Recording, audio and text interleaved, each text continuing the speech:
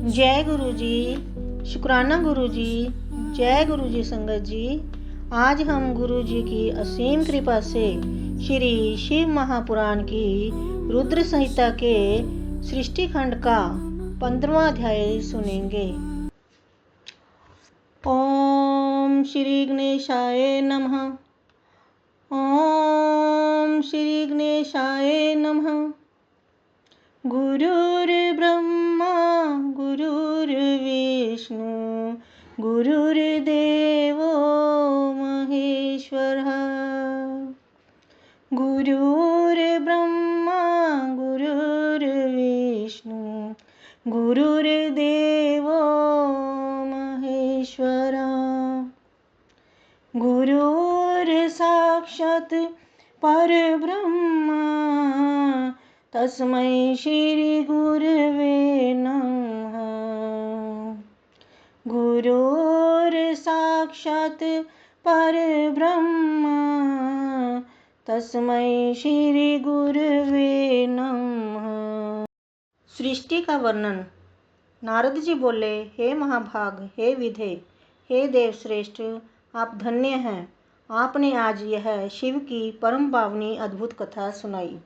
इसमें सदाशिव की लिंगोत्पत्ति की जो कथा हमने सुनी है वह महादिव्य, कल्याणकारी और अद्भुत है, जिसके प्रभाव मात्र को ही सुनकर दुख नष्ट हो जाते हैं। इस कथा के पश्चात जो हुआ उसका महात्म्य और उसके चरित्र का वर्णन करें। यह सृष्टि किस प्रकार से हुई इसका भी आप विशेष रूप से वर्णन करें। ब्रह्मा जी बोले, आपने यह उचित ही पूछा है। तदनंतर जो हुआ और मैंने जैसा पहले सुना है वैसा ही मैं संक्षेप में कहूँगा। हे विप्रेंद्र, जब सनातन देव शिव अपने स्वरूप में अंतर्धान हो गए तब मैंने और भगवान विष्णु ने महान सुख की अनुभूति की। तदनंतर हम दोनों ब्रह्मा और विष्णु ने अपने अपने हंस और वाराह रूप का परित्याग किया। सृष्टि संरचना और उसके पालन की इच्छा से हम दोनों उस शिव की माया के दोनों प्रकारों से घिर गए। नारद जी बोले, हे विधे, हे महाप्राज्ञ ब्रह्मा, मेरे हृदय में महान संदेह है।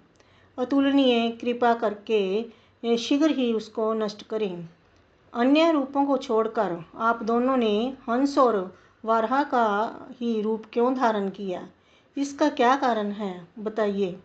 सूत जी बोले, महात्मा नारद जी का यह वचन सुनकर ब्रह्मा ने शिव के चरणार विंदों का स्मरण करके आदरपूर्वक यह कहना प्रारंभ किया। ब्रह्मा जी बोले, हंस की निश्चल गति ऊपर की ओर गमन करने में होती है। जल और दूध को पृथक पृथक करने के समान तत्व और अतत्व को भी जानने में वह समर्थ होता है। अज्ञान एवं ज्ञान के तत्व का विवेचन हंस ही कर सकता है। इसीलिए सृष्टिकर्ता मुझ ब्रह्मा ने हंस का रूप धारण किया। हे नारद, प्रकाश स्वरूप शिव तत्व का विवेक वह हंस रूप प्राप्त ना कर सका, अतः उसे छोड़ देना पड़ा। सृष्टि संरचना के लिए तत्पर प्रवृत्ति को ज्ञान की प्राप्ति कैसे हो सकती है? जब हंस रूप में मैं नहीं जान सका तो मैंने उस रूप को छोड़ दिया। नीचे की ओर जाने में वाराह की निश्चल गति होती है। इसीलिए विष्णु ने उस सदाशिव के अद्भुत लिंग के मूल भाग में पहुंचने की इच्छा से वाराह का ही रूप धारण किया। अथवा संसार का पालन करने वाले विष्णु ने जगत में वाराह कल्प को बनाने के लिए उस रूप को धारण किया। जिस दिन भगवान ने उस रूप को धारण किया उसी दिन से वह श्वेत वाराह संज्ञक कल्प प्रारंभ हुआ था।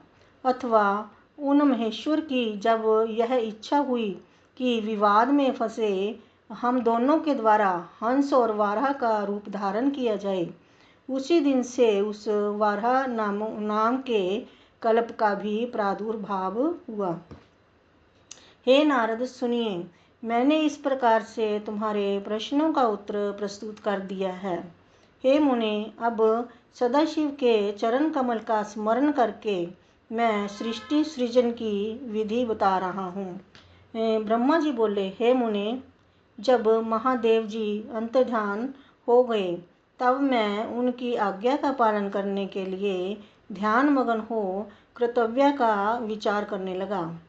उस समय भगवान शंकर को नमस्कार करके श्री हरि से ज्ञान पाकर परमानंद को प्राप्त कर मैंने सृष्टि करने का ही निश्चय किया। हे तात, भगवान विष्णु भी वहाँ सदाशिव को प्रणाम करके मुझे उपदेश देकर तत्काल अदृश्य हो गए। वे ब्रह्मांड से बाहर जाकर भगवान शिव की कृपा प्राप्त करके वैकुंठ धाम में पहुंचकर सदा वहीं रहने लगे। मैंने सृष्टि की इच्छा से भगवान शिव और विष्णु का स्मरण करके पहले के रचे हुए जल में अपनी अंजलि डालकर जल को ऊपर की ओर उछाला।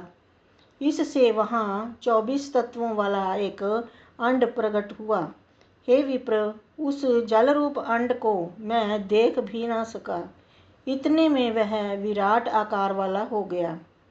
उसमें चेतनता ना देखकर मुझे बड़ा संशय हुआ और मैं अत्यंत कठोर तप करने लगा। 12 वर्षों तक मैं भगवान विष्णु के चिंतन में लगा रहा।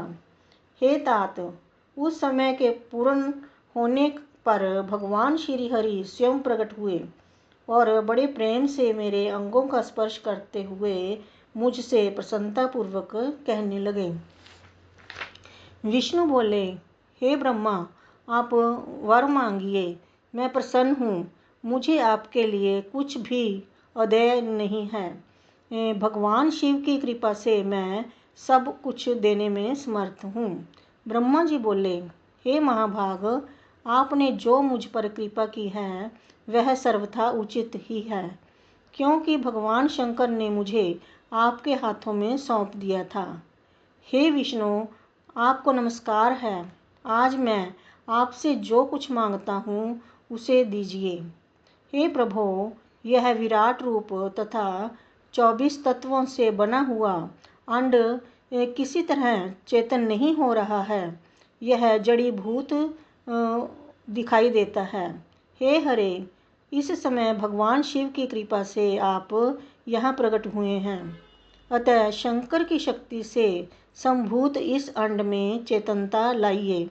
मेरे ऐसा कहने पर शिव की आज्ञा में तत्पर रहने वाले महाविष्णु ने अनंत रूप का आश्रय लेकर उस अंड में प्रवेश किया। उस समय उन परम पुरुष के सहस्त्रों मस्तक, सहस्त्रों नेत्र और सहस्त्रों पैर थे। उन्होंने भूमि को सब ओर से घेर कर उस अंड को व्याप्त कर लिया। मेरे द्वारा भली भांति स्तुति किए जाने पर जब श्री विष्णु ने उस अंड में प्रवेश किया तब वह 24 तत्वों वाला अंड सचेतन हो गया। पाताल से लेकर सत्यलोक तक की अवधि वाले उस अंड के रूप में वहाँ विराट श्री हरि ही विराज रहे थे। पंचमुख महादेव ने केवल अपने रहने के लिए सुरमय कैलाश नगर का निर्माण किया, जो सब लोकों से ऊपर सुशोभित होता है। हे देवऋषि, संपूर्ण ब्रह्मांड का नाश हो जाने पर भी वैकुंठ और कैलाश, उन दोनों का कभी नाश नहीं होता। हे मुनि श्रेष्ठ, मैं सत्यलोक का आश्रय लेकर रहता हूँ। हे तात, महादेव जी की आज्ञा से ही मुझ में सृष्टि रचने की इच्छा उत्पन्न हुई है। हे तात, जब मैं सृष्टि की इच्छा से चिंतन करने लगा उस समय पहले मुझसे पापपूर्ण तमोगुणी सृष्टि का प्रादुर्भाव हुआ, जिसे अविद्या पंचपर्वा अविद्या कहते हैं। उसके पश्चात प्रसन्नचित्त मैंने स्थावर संज्ञक मुख्य सर्ग की संरचना की, जो सृष्टि सामर्थ्य से रहित था। पुनः शिव की आज्ञा से मैंने ध्यान किया। उस मुख्य सर्ग को वैसा देखकर अपना कार्य साधने के लिए सृष्टि करने के इच्छुक मैंने दुख से परिपूर्ण त्र्यक स्तोत्र तिरछे उड़ने वाले सर्ग दूसरे सर्ग का सृजन किया। वह भी पुरुषार्थ साधक नहीं था।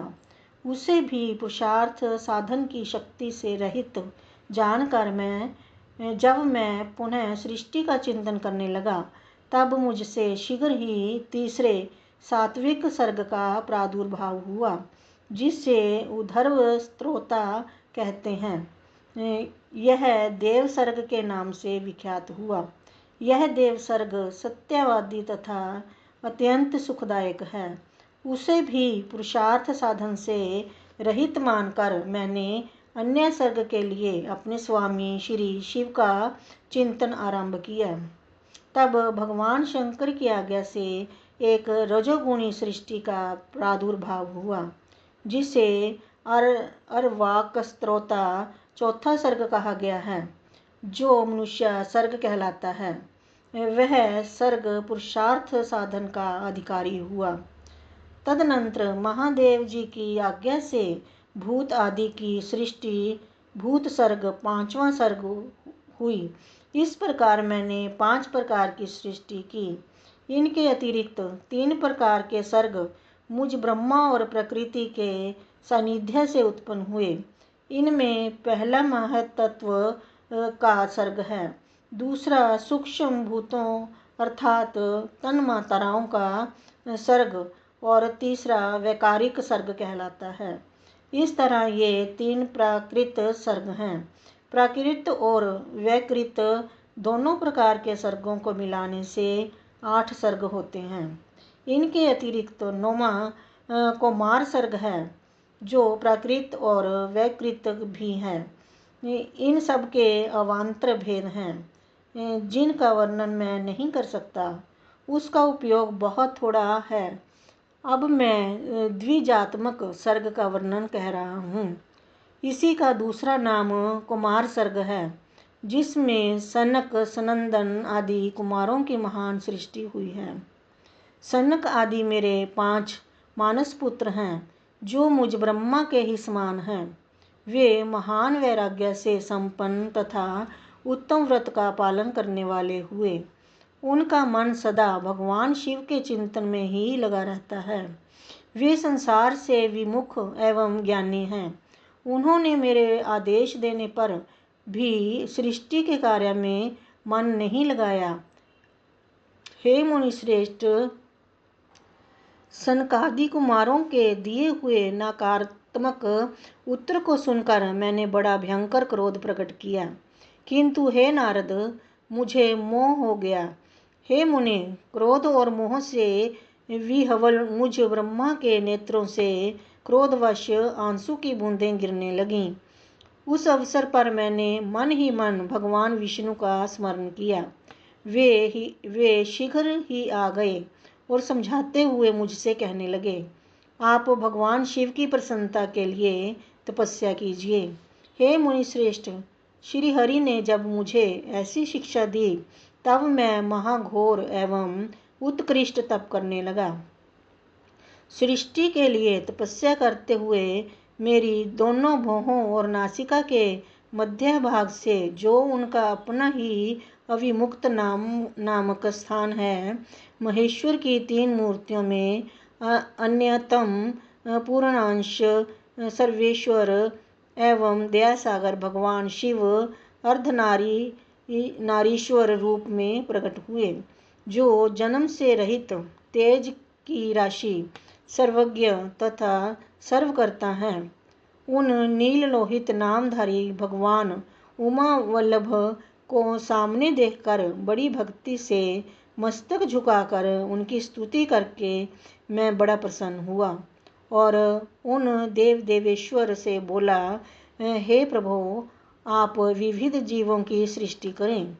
मेरी यह बात सुनकर उन देवाधिदेव महेश्वर रुद्र ने अपने ही समान बहुत से रुद्रगणों की सृष्टि की। तब मैंने स्वामी महेश्वर महारुद्र से फिर कहा, हे देव, आप ऐसे जीवों की सृष्टि करें जो जन्म और मृत्यु के भय से युक्त हूँ। हे मुनि श्रेष्ठ, मेरी ऐसी बात सुनकर करुणा सागर महादेव जी हंसकर मुझसे कहने लगे। महादेव जी बोले, विधे, मैं जन्म और मृत्यु के भय से युक्त अशोभन जीवों की सृष्टि नहीं करूँगा, क्योंकि वे कर्मों के अधीन होकर दुख के समुद्र में डूबे रहेंगे। मैं तो गुरु का स्वरूप धारण करके उत्तम ज्ञान प्रदान कर दुख के सागर में डूबे हुए उन जीवों का उद्धार मात्र करूँगा, उन्हें पार करूँगा। हे प्रजापते, दुख में डूबे हुए समस्त जीवों की सृष्टि तो आप करें। मेरी आज्ञा से इस कार्य में प्रवृत्त होने के कारण आपको माया नहीं बांध सकेगी। ब्रह्मा जी बोले, मुझसे ऐसा कहकर श्रीमान भगवान नील लोहित महादेव मेरे देखते ही देखते अपने पार्षदों के साथ तत्काल अंतर्धान हो गए।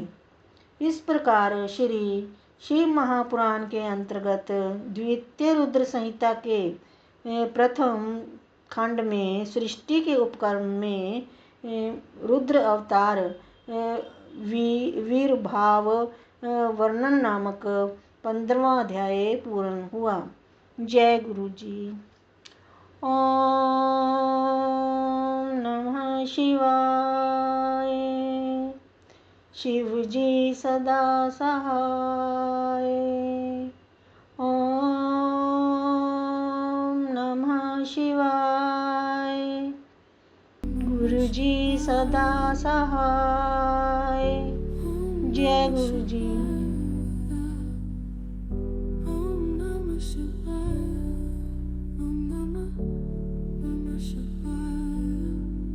Om Namah Shivaya.